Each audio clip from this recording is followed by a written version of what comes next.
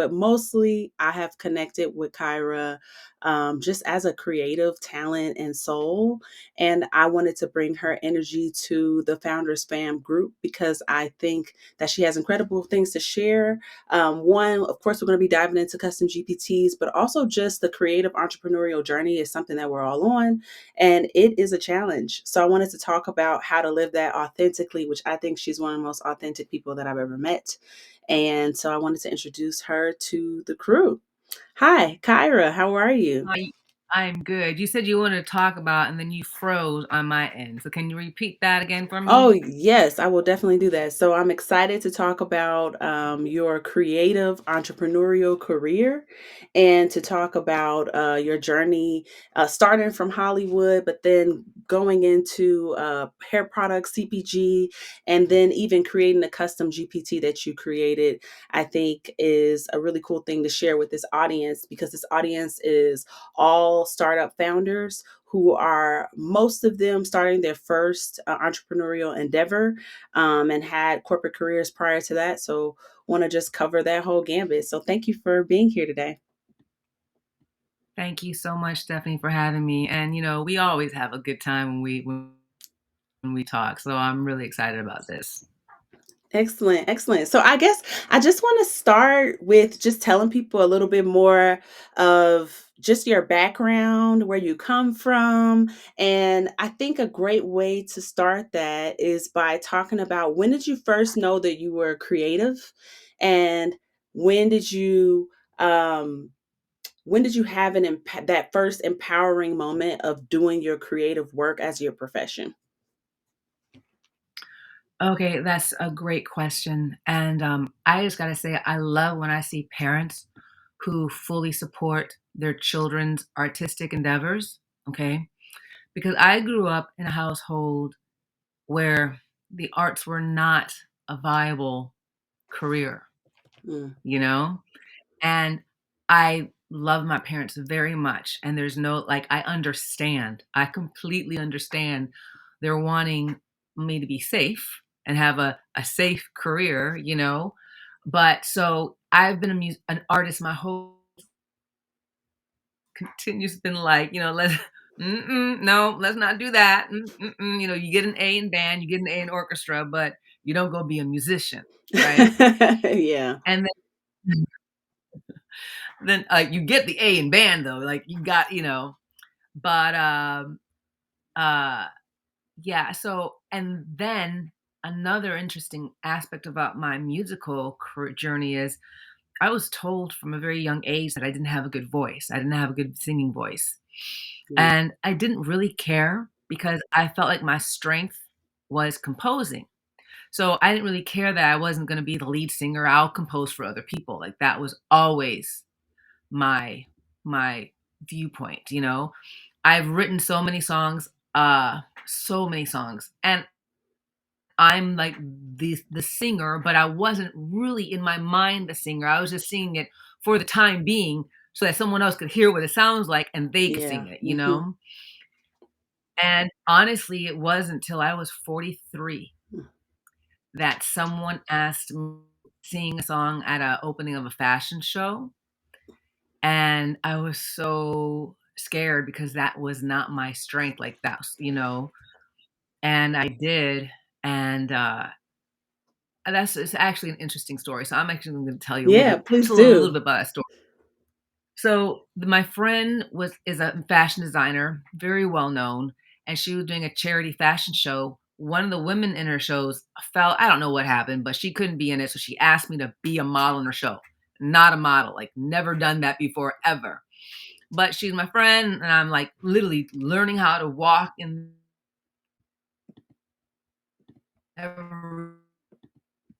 so one day when we were practicing, she's like, "You're a musician, now understand, Kyra does."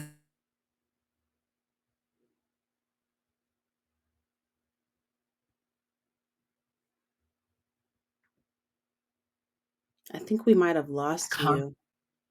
Let me see if I can bring it back.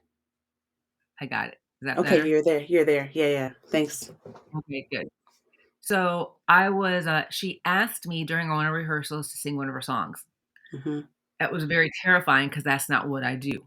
Mhm. But, I sang her the song called "Perfect," and as I'm singing, she's, like, tearing up in her eye, and she's like when I finish, it's just like the waterfalls. She's like, "Your voice is so rich and deep, and it penetrated my soul." She's like, "No one should sing your songs but you."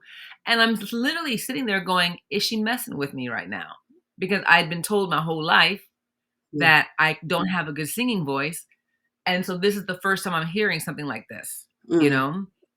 And so there's a little hesitation in that. So then she says, she asked if I would open for her fashion show and sing that song.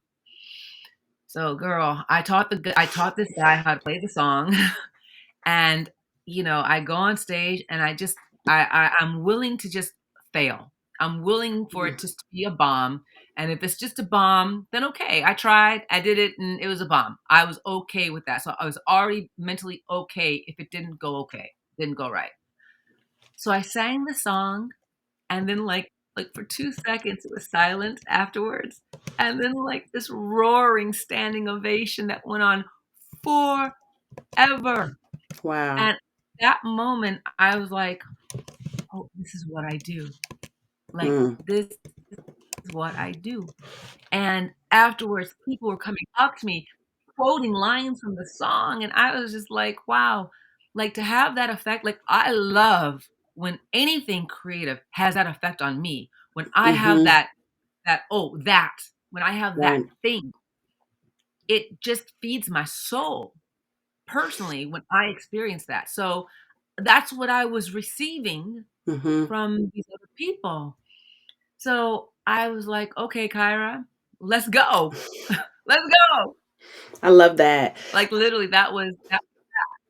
I love that. You said something that really stood out to me, and it was that you went out there and you were willing to fail. You were like, if this bombs, then it just does, but I'm going to do this. Yes, Is that like I typical of absolutely your was. personality? Like, is that something that you have in you that drives you to try a lot of different things, or was that a unique moment for you in that time?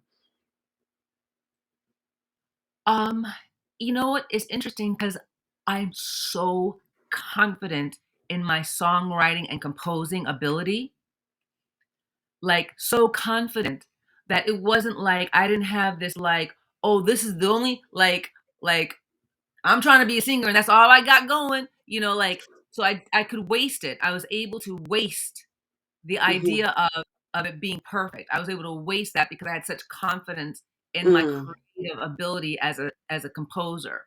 Mhm. I love that. I Yeah. love tapping into your strengths so that like it kind of safeguards you even as you become more vulnerable to your weakness. I think that's a really great way um to live, honestly. It's very expansive, which is cool.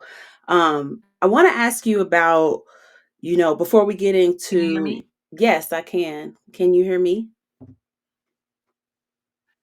Yeah, I can hear you now. Okay. Mhm. Cool. It's like it allowed me in that space to really enjoy. I literally I actually blocked out everyone, and I just sunk into and that's usually what I don't do. Now when I perform, I'm very, very in communication with everyone. Like, Mhm. I'm like, my space is huge, and I'm looking at you, I'm looking yeah, we communicating, yeah, mhm. But this time, I just went into my world Mhm. and I pretended I had this amazing voice and, like, that I'm, like, this star, like, I'm kinda pretending, like, just, Yeah. like, with it, like, 'cause I kinda don't believe it also at that moment, but Yeah. it I mean, that worked. pretend is real. So my parents are musicians. I grew up kind of unusual, touring with them in the Wow. summertime when I wasn't in school. My dad plays piano and my mom's a singer, and they both are in the genres are gospel and jazz. So I was always terrified to sing, mainly because my mother is such a great singer that I did not want to be compared. I didn't think I would measure up. So I was just always scared to sing in public. But my mother would always push me, always to do it. And that was her advice she gave me. I was like, how do I get over these nerves? And I'm not a person who typically gets nervous. I love public speaking, all of that. But like, I would physically shake. Like, that's the only time in my life that I've ever really experienced like that kind of fear. Like, when people have a fear of heights or anything like that, like singing was the one thing that was like, my body is going to shut down kind of thing. And the advice she gave me that was so helpful was just pretend that you are a performer and that this is what you do. Forget about how you feel. Act as though you feel confident. And it like changed everything for me. And I've been doing that ever since. I mean, I don't really sing much, but I use that in when I'm pitching. I use that when I'm doing public speaking. Anytime I'm nervous, that's what I use, and it really does work. It really does. Now, I want to talk about a little bit before we get into look, don't touch. I want to talk Mhm. about just your. I feel like we can't have a conversation without mentioning and talking about your writing history, particularly because I don't. People love the shows that you wrote for, like deeply, like it's a core memory. It is for me. So I want to ask you about that experience. Like, how did you get into what was your big break into writing for TV? And when did it feel good? Okay, I have actually a really interesting story on this. I went to University of Michigan, and then I was there for 4 years. I had started majoring in economics, that was my dad, and then I switched to film and communication, and I actually was supposed to go back to Michigan for a 5th semester just because I switched majors and I needed 1 more semester to Mhm. graduate. That summer, I'd go to LA just for an internship or Goodson Bill Todd when they do the Family Feud and Price is Right. I had an Mhm. internship with them. While I'm in LA, I hustle, okay? Like, I was staying with my cousin who was at med school at UCLA. She don't know nobody, but, she knows someone who knows someone who knows someone. I got a meeting with this woman named Deborah Langford, who was an executive at Warner Brothers at the time. She was gracious enough to sit with me for 20 minutes. At the end of that meet and greet, she says, "In Living Color is hiring PAs." I don't even know what a PA is, okay? Hiring PAs, would you like and first of all, it is you can't just walk up on a studio lot, like, it's No, you like, can't. you cannot, okay? So she's like, you want me to put your name on the list so you can go and interview?" Oh my gosh. So, I go to this interview. A PA, for anyone who's listening doesn't know, that means a production assistant. That means that you have tennis shoes and jeans and you're running. You got Mhm. coffee, you got scripts, you're just Yeah, all over I've the done place. that job. So here I come for that job with my Liz Claiborne crepe skirt suit, my briefcase, my hair is up in a bun, and I've researched I'm gonna blow them away. So I'm telling them all this stuff, and they're like looking at me like, okay, stop. What we want is a guy to carry boxes. And Mm. I was like, I can do that. I can carry boxes. They're like, no, sorry, thank you, bye bye. And I was so heartbroken. I'm on the bus Mm. back to my cousin's house. I can't believe I let in in in Living Color. At that time, there is no bigger show than In Living Mhm. Color. It Mhm. was the show. So Mhm. I can't believe I let that slip through my fingers. On my bus ride home, Keenan Ivory Wayans, who's like the head of all the Wayans brothers, he created this amazing world that so Mhm. many people have had so much success in, including Jimmy Foxx. I mean, so many people, Jennifer Lopez, Jamie Foxx, Mhm. Jim Carrey. I mean, a lot of people. David Allen Greer. So, anyways, he had fired an assistant on my bus ride home. He fired an assistant. So Wow. by the time I get home on the answer machine, they're like, "Hey, Kyra, we have another spot. We have a job that we think you might be a good fit for." So that's how I became Keenan's assistant. And I was his assistant for 3.5 years. Now, understand, I'm still doing my music, but it's a complete hobby. And I would, Mhm. it's all, like literally, I'm doing instrumental albums, okay?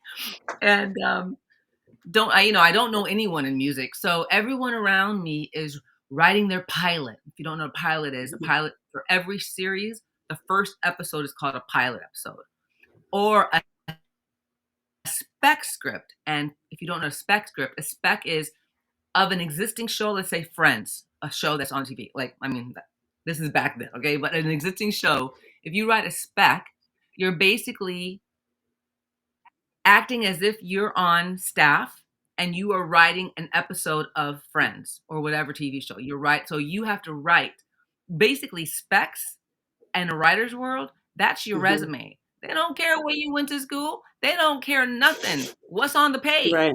Right. Okay. What is on the page? So that becomes your resume. You write specs every year because that's you have to stay current with current shows and they always want to see can they do it again? Can she do it again? She do it. So it's interesting because Keenan had the viewpoint. I learned so much from Keenan, so much. Definitely a perfectionist, definitely gave me my core uh how to be industrious, like really, Mhm. really understanding Mhm. the grind and what needs. But he had a viewpoint that, there's always something to do for him. So even though I arrive at his house at 7 in the morning to let the maid in, there's no like Kyra time. As like there's always Right. something to do for him. So I'd be sneaking to work on my pilot, like sneaking, right? Mhm. Because even I was his assistant for 3.5 years. And even though we became like family, like literally I was in his wedding party, like we became like close. But he likes and he doesn't he will fire someone like that because he wants what he wants. Right. So one day, this is like 3.5 years, I'm in his kitchen writing, like sneaking, writing my pilot, and he comes in and he's like, what are you working on? I'm like, So I tell him I'm working on a pilot. He asked me to print it out. I print it out. He goes away for a while and he comes back and he fires me. He fires me. Whoa. Now, it's an interesting story. So he had just background. Him and Fox Network were not getting along so well. He had Mhm. just he had just signed a new deal at CBS. Okay, so he fires me. He says, Kyra, he's like, I really did not think this was going to be good. He's like, and this was actually great. Like I was so surprised. He's like, you actually have talent and you need to do this. And you can't do this working for me because I'm Mm. too demanding. Like I want what I want and I want an assistant who's going to be an assistant. You have talent and you need to write. Wow. So he said, this is what we're going to do. For the next 4 weeks, we're going to meet once a week. We're going to get this in tip top shape because there are certain things that you don't have in a pilot that need to be there. And it was the first script that he submitted to his CBS deal. It didn't get picked up. Whoa. It didn't get picked up, but that put a lot of validation on Mhm. me. Okay. Mhm. Mhm. So meanwhile, Damon Wayans' assistant, her name is Janine Sherman. Now it's Janine Sherman Berrois. Many people who know television probably know that name very well because she's like a superstar in TV. Anyways, Mhm. Janine is with TV Damon's assistant. Now, how I am with music is how writing. She was like, "We're gonna own Hollywood. We're gonna be this studio. We're gonna like that's like her passion to her heart and core." So she was like, "Let's team up. Let's be partners." I like that was her. She Mhm. knew the game. Like my game was, let me Mhm. see if I'm a good writer. Okay, I'm a good writer. I didn't. She knew the Yeah. Yeah. game. Okay, I learned a lot from her because there's takes more than just being a creative talent. Mhm. It takes understanding the game, and she knew the game. Mhm. So we teamed up, and she had applied at. There's a thing called the Warner Brothers Writing Program, a very difficult thing to get in. Like Mhm. at that time, like out of 7,000 applicants, 50 get interviews, 30 get in, and like 5 people get jobs, right? Wow. Okay. So it's intense. So when the thing about the Warner Brothers Writing Program is When you apply, you don't get in the first year, even if you wrote the best spec. That's you're writing a spec to get in, okay? Okay. You can write the best spec in the world. It could have been like 100, like this is the best thing. You're not going to get in. Year Mhm. two, you can write the best spec. Chances are you're not going to get in Mm. because what they're doing is it's such a competitive industry. They're letting you weed yourself out.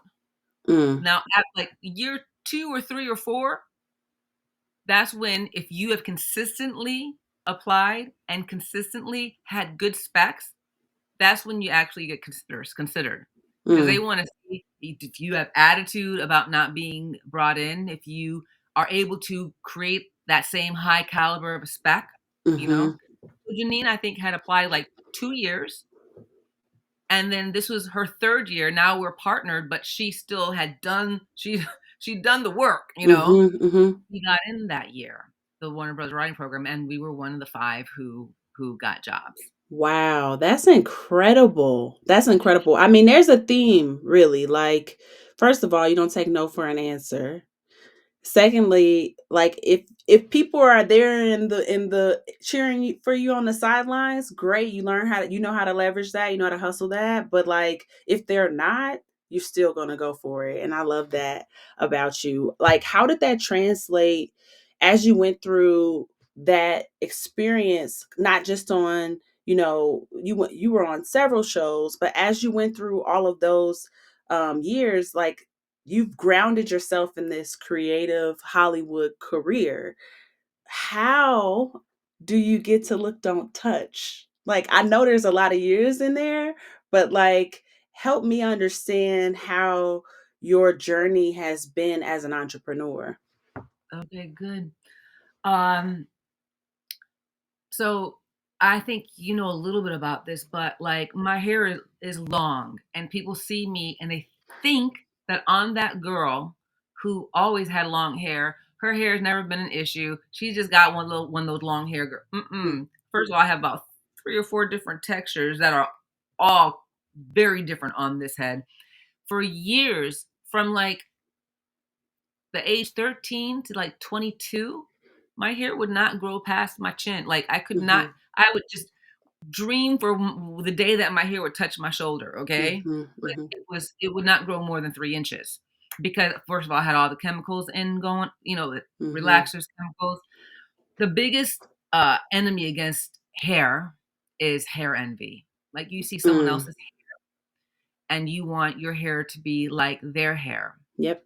So that's really what my downfall was, and I destroyed my hair for many years, and then it wouldn't grow. It just wouldn't grow. Um, and then I did something that was really showing my own insanity at this time, and you'll understand what I'm saying when I say this. So, I had a friend in college who she was biracial. I'm not biracial. She was biracial, and she had these long, like thick, like ringlets, right? Mhm, And I wanted, because she could wear her natural, and it was like beautiful, right? mhm, I wanted that. So I went and got this thing called the Wave Nouveau, and it was like a chemical, like that made your hair look like this Wave Nouveau. And I'm literally my natural hair, how my hair promoting that natural hair mm, looks. And that was a little crazy because it was soon after that at the University of Michigan in my African American Studies mm, class where I had the realization that I thought that white was right. mm, And I didn't know that I was operating like that. mm, And I recognized that like the me do going not only like people can be creative with their hair. I don't give a that's mhm, fine. But for me to go get this thing and then tell people that it was my natural mhm, hair, there was something not okay with mhm, that. Not okay. It was such an mhm, invalidation of myself. So, that's when I let and of course, 2 weeks after it was looking dope it started drying out, breaking even more. So I cut it all off. I said, "I'm just gonna let it grow naturally." Went through a stage and no one was wearing their hair natural like mhm, this natural, you know? Mhm. And he went through a stage where it looked like a rat's nest, and I was teased because it looked like a rat's nest. But during that time is when I really did my research because I was really willing to love like, my deep love for myself was so freaking strong after I had that recognition, like, my it was strong. You can't invalidate me in no way, okay? Mhm. So, Mhm. how my hair grows out of my head is perfect. Mhm. No, I just gotta figure out how to do it, how to treat Mhm. it right, you Mhm. know? Mhm. I'm gonna say something, like, validation, like, I am not shy about that at all. Me neither. Me neither. No, nobody. I mean, it's true. I feel the exact same way. I feel like no one can treat me better than I treat me. And something that I've been doing recently, in fact, I posted about it, I think maybe today or yesterday. I lose track of time because I schedule stuff. But I posted about how essentially if you make a mistake, like that's a moment to love on yourself. And I practice that. And it's really interesting because my son, um he's in kindergarten and he's just starting his whole school life and he's super smart, but he's also got a lot of energy and he has a lot to say. And so he got a little bit of feedback at school that was like, you need to be quiet. And he was Okay, very upset about it. And he came home, he was just very upset about it. It wasn't even a big deal, but it was a big deal to him. And so we talked about it and I asked him, well, did you learn something? And he was mad at first. No, I didn't learn anything. But then we settled on, well, you learned that if your teacher is asking you to do this thing and you don't listen, then there's a consequence. And I said, and when you learn something in life, that's a moment to celebrate because now you know something that's going to empower you to have a better day tomorrow. And so I said, how are we going to celebrate? Now he had gotten in trouble. He thought he was going to get in trouble at home. So he was worried. And I was like, no, it was literally the first time anything like this has ever happened to him. And it wasn't a huge deal. So I just wanted to change the narrative in his brain. And so we celebrated, which is that's just how serious I am about that. Because I think that if you understand that you are in many ways the source of your consistent mood, right? Like there's going to be outside things happening. There's going to be things telling you you're smart, you're not smart, you're pretty, you're not pretty, you're enough, you're not enough, you're talented, you're not talented, you got enough money, you broke. It don't matter. It's all coming in. But if you can figure out a way to have consistency within yourself, no matter the circumstance, which one day might look like, you know what, I did something great. I'm going to actually take a minute to celebrate that. And on another day, it might be like, you know what, people shut me down or I made a mistake, but I'm going to take a minute to celebrate that because every single day is really another opportunity to become a more wise human being. And that's a beautiful thing. So I'm right there with you. I definitely have a strong sense of self and I believe that other people should. And that's the only way to survive any of this because it's intense. It's really yeah, intense. it is, and I just really need to acknowledge everything that you said. A couple of things you said even earlier, but just what you just said, I hope that people tuned in. I hope that people heard that because that's really, really important. And I love that you're instilling that in man. This person's gonna be a man. Like, Mhm. that's like, ah, like sanity, like imbuing sanity. That's beautiful. Thank you. Thank you. Well, yeah, I think the psychology of being an entrepreneur is the hardest part. Getting traction, figuring out how to get your economics together, all of that is still very challenging. But there are tons of resources that you can read and adopt and learn about that. The feeling in your body as you experience stepping out, taking big chances, chasing your dreams, that's the stuff that's like it can be really the thing that propels you beyond anyone's expectations, even your own. And it can be the thing that holds you back when everybody thought you were going to make it. So I like to talk about that a lot. And one of the missions of Founders Fam is really to help founders enjoy the journey, whatever version of the journey that is. I know people who are balling out of control and they look like everything that we all admire, and they are not having a good time. And I know people who are struggling and not having a good time, and the opposite. So I guess as you have ventured into this current season, where you have Look, Don't Touch. And I do want to get to the part where we're talking about how that got created. So you told us a bit of the backstory with your hair, but then you created this incredible product that was the result of you first having that epiphany about who you are and what your value is, regardless of what your hair looks like and regardless of how society responds to that. Which I can say, kudos to you, because I've been really championing the natural hair movement with Crown Hunt, but still, like, if you're talking more than like even 5 years ago, even your parents, like any man in your family be like, oh, you need to go get your hair done. So it does take a That's different type right. of confidence, Mhm. to be able to step out. So I love that it started with the self-assurance that you had anyway, and then that allowed you to create this product that then created your hair is unbelievable. Like, Thank you, thank we you. know this. We know this. Also, by the way, I've been using Look Don't Touch on my daughter's hair and my son's hair. But my son's hair I cut a lot. But my daughter's hair has grown and it looks really pretty. And so yeah, I Um, need to order some more. Actually, that's on my list to do today. that is Um, but tell us about how you created the product.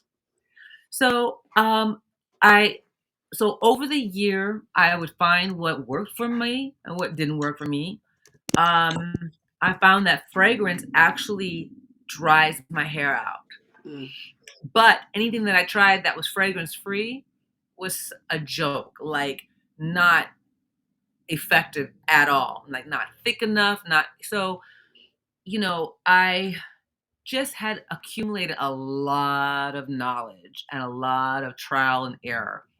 So about 2 years ago, I had started a, a conversation with a private label talking about possibly doing a hairline, but just mm, kind of talking about, kind of going back and forth. They'd send me samples based on what I was saying. I'm like, no, not this. No, let's make this more, make that one less of this.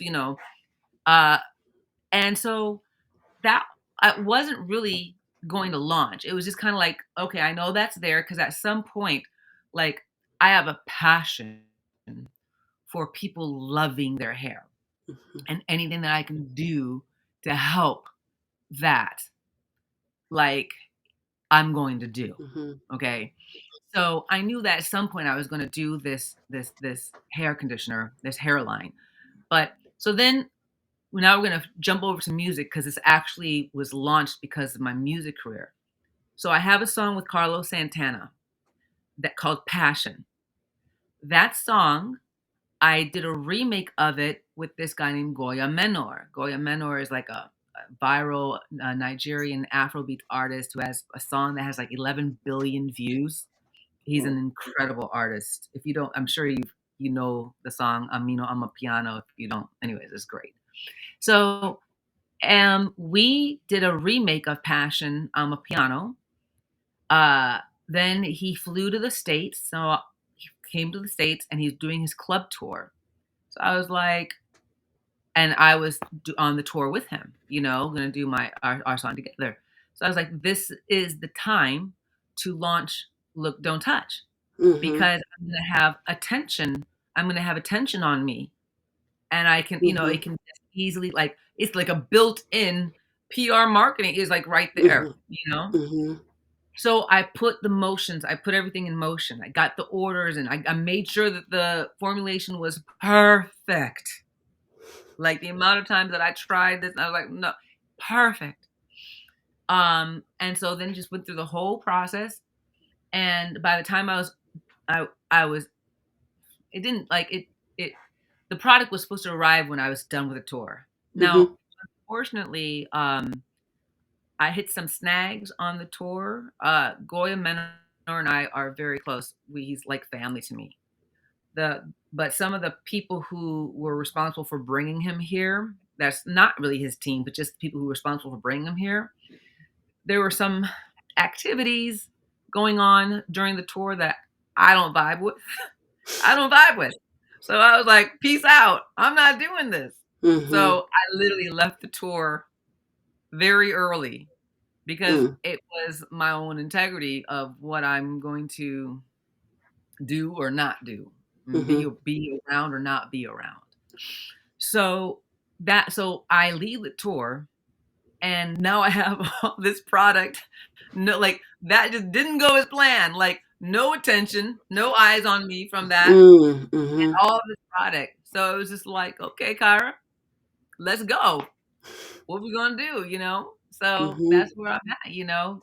Well, my biggest source of purchases is actually word of mouth, which has Mm. been great because it is a fantastic product. Mhm. And It is. yeah, I thank can you. say that. I've used it and it's gone and I need some more. um I love that. And you talked about the accumulated knowledge that you had through this process of learning about your own hair and doing research and figuring out what works and what doesn't work. And that research process is a really important part of validating a product. And what I think is really extraordinary and innovative is that you've taken that body of knowledge and you've created this custom GPT in order for your customers to not only be able to use the product that you sell, but also to really have this, what I'm calling, I've heard other people call this, so I'm not going to pretend like I made this up, but intelligence as a service. And Mm, there's some really talented thinkers that are having these conversations right now, um, talking about the future of technology. And so software as a service is something that we've heard before. We know what that is. You're subscribing to a software, you're paying for that. But intelligence as a service is a new concept that organizations are going to take their IP and their knowledge that they have and the products that they've created and turn it into a searchable database essentially for customers to, and they can do that through custom GPTs, which then communicate with them in a natural language model where they can get their questions answered. And I think that's brilliant. And I have been researching that, like right when you sent me your custom GPT, I was literally like, I had already started the research and I was like learning about it. And I knew the store was coming out for it because ChatGPT has like a GPT store now. And you sent me that at like right the exact moment I was already thinking about that. And wow. so I just thought it was very serendipitous. And so I want you to talk to me about one, just for people who may not even really understand what that is, what is that? And then what was the process like? Okay, good. So I want I want to be more than just a woman, a lady who has a great hair care product. Okay. Like I'm more than just a product. I am a stable foundation for hair care information. Okay. I'm a stable foundation for validation. I'm a stable foundation for understanding, for education. I'm a stable foundation. That's what I am. Okay. So I want my customers, always, I want to give, I want the, I just want to give them so much value. I like just I get turned on the more value I give them. Like, I really do, like, I get so excited. So I wrote this book. This is actually, I grabbed the wrong one because I changed the title. But this is a 92-page book, okay? It is intense. It goes over everything. My customers all have access to this free book online. They download. You can also buy it, but my customers, it's like an instruction guide on how to do their hair. And it's not just promoting, like, sure, there's parts of it that talk about look, don't touch, but Mm-hmm. most of the book is not. It's just hair. How to Mm-hmm. do what is a hair follicle? What is elasticity? What causes elasticity? What's high porosity? What's low porosity? Then nothing to do with look, don't touch. Mm-hmm. Okay. But my conditioner is exceptional, so I do go into the ingredients and why those ingredients are great, but it's Mhm. more just I want you to be armed, I want you to have knowledge about your hair so you can make good decisions. The more knowledge you have about your hair, I think also the less hair envy you have about other people's hair. Mhm. Uh, I just want that confidence, you know? So Mhm. this book was part of my branding strategy. Okay. Mhm. It wasn't even I didn't even know I was doing a branding and strategy until I looked and I had it. Because there's this Mhm. book, I wrote a song that is an anthem for natural hair called Look Don't Touch. It is beautiful. The song is eclectic, very much how what my energy is like but it is an anthem to celebrating and validating natural hair. So then it's called Look Don't Touch. There's a music video that is just the beauty of who we all are and all of our glory and all of our different types. So when I was familiar with Chat GPT. I was familiar with it. And I was like, when I first heard that you can custom make one, I said, oh, I was like, oh my gosh, my customers will love that. They can just because I get questions a lot like, I just did this, so I took not only so one thing when you're programming a bot, it is very specific of how you put the data in Mhm. and but I basically bit by bit put the whole contents of this book in there. It Mhm. has every hair type, like so much data on every hair type. Mhm. And then just looked at all the questions that I'm always asked. What's a common question? And then I continue to update it. When I still Mhm. get questions, I update it, so people can not have to swim through the sea of Google. Like it's Mhm. frustrating putting something in Google and you just have to. It's a waste of time. Well, one of the things I think that is With unique my about sorry, I think there was a lag, but one of the things that I think is unique about GPT versus Google is that Google is all information. When you create a custom GPT, you have a unique opportunity to create a resource that they trust because it's for your audience. So that's like what's really unique about that. If you have an expert that you already trust, you want to learn from them. And so it's That's really right. taking what, has been, although blogs are making a huge comeback in 24, but like that's what that was. It's like I trust you. I want to read what you have to say about this topic. But it goes deeper than that now because the AI can analyze all of the really honestly IP that you have in your knowledge base and then provide rich insightful answers that more than any number of blogs you could ever produce. And that's what's so cool about it. And I really think that that is something that every company should consider creating, because that's a really great way to build community and to create a resource that's truly helpful to your community. Um, so yeah, I think it's brilliant. I think it's brilliant, and you're ahead of the curve like crazy. So it's really dope, and I'm excited actually to also introduce that to the Crown Hunt audience as we go into the consumer side of things as well. Yeah, Um, I think about Crown Hunt. I think that this is an amazing platform for Crown Hunt. Like amazing. Like I think with other people, and I think I like there's certain companies that I can think with and go, oh yeah, this would absolutely benefit 100%. Oh my gosh, yeah.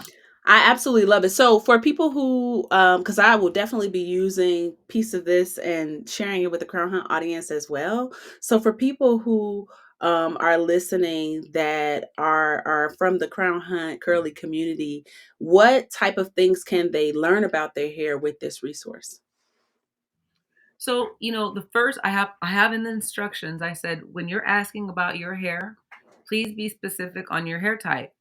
If you don't know your hair type, click there's a button, the first prompt, just click that button and it will go through and it will just list all the hair types, a brief summary, and then like a little bit more detailed. And so once you know what your hair type is, you can literally ask it anything. You should say, how often should I deep condition my hair? This is my hair type. How often should I deep condition it? Um, what are some tips for growing this hair type? Um, what if I have part of my hair is high porosity, part of my hair is low porosity? Oh, Um, wow. That's like getting deep. Yeah.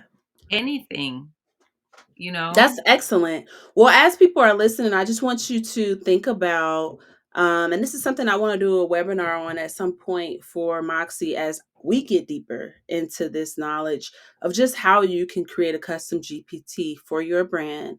Think about all of the questions that you're asked. It's like taking your frequently asked questions to like the next level because That's right. now you have this resource that can continue to interact. So don't think of it as a one time question. Think of it as, oh, that's the place I go to when I have questions about X. And if you think about the frequency in which someone might need to have questions, that's a lot of interactions with your website or your app or wherever it is that you're hosting that information. And bringing eyes back in, that's building trust, that's strengthening your brand. It's really, really powerful, and we're not going to sleep on it either. So we'll be building one for Moxie with a bunch of brand and marketing information as well. I just am so excited about what you have and who you are as a person. I think you are dope and creative and cool and just yourself. And I just love that about you. So I just want last words. We'll finalize with how people can find you. But my last question for you is for people who are just getting started in their entrepreneurial career, maybe they've had really great like corporate careers in the past, but entrepreneurial career is a different kind of confidence. Like you're stepping out in a way that you hadn't stepped out in the past, and it can be a little isolating. How do you keep your confidence and your how do you keep your head in the game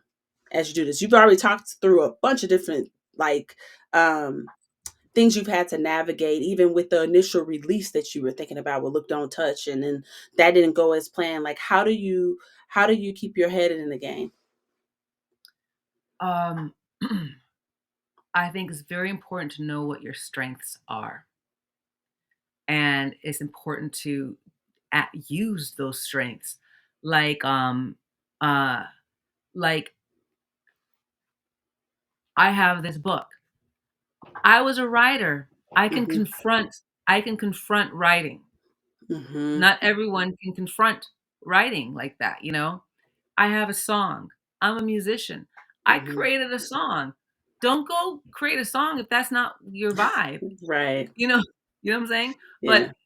But, like, let's say, like, I'm just thinking as an artist, so I'm sure many people aren't oh, I have one thing to say about that, but I'm sure, like, not everyone's an artist in this way, but, like, let's say you have a talent that you love and you're really good at graphic illustrations or whatever, you know?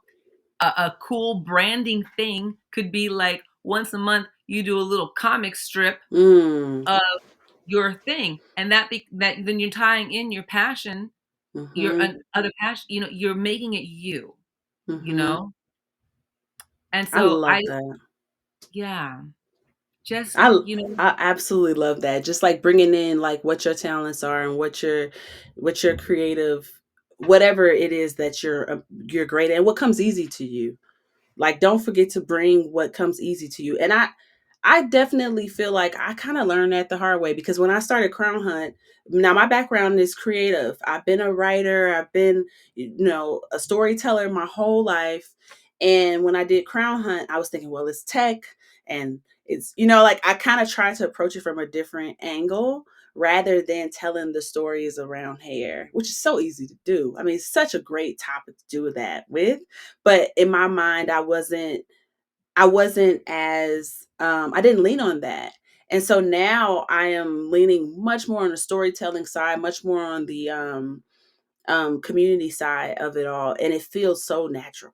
It feels so good. Like I feel like I'm in flow, and so I definitely can attest to that. Okay, well, I want to make sure that everybody knows where to find you, where to find your products, and whatever it is that you might want to say.